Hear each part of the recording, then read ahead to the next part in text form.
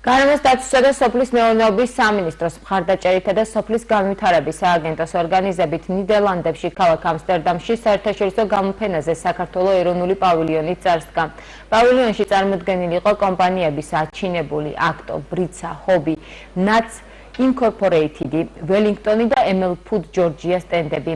მათ სტუმრებს ქართული წარმოების მრავალფეროვანი პროდუქცია წარუდგინეს, მათ შორის ნატურალური წვენები, ღვინო, ალკოჰოლური სასმელები, თაფლი, ჩიფსი და თხილი. გარემოს დაცვისა და სოფლის მეურნეობის სამინისტროს ინიციატივით სოფლის განვითარების სააგენტო წელს უკვე მეოთხედ ატარებს საერთაშორისო გამოფენას. იმყოფებით ქალაქ ამსტერდამში, PLMA Amsterdam 2026-ზე.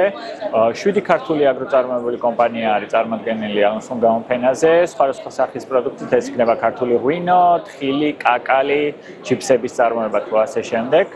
იმისათვის, რომ ქართული ხარისხიანი აგროპროდუქცია მოხდეს საერთაშორისო ბაზარზე და ევროპულ ბაზარზე, მნიშვნელოვანია მსგავს ტიპის გამოფენებში მონაწილეობის მიღება.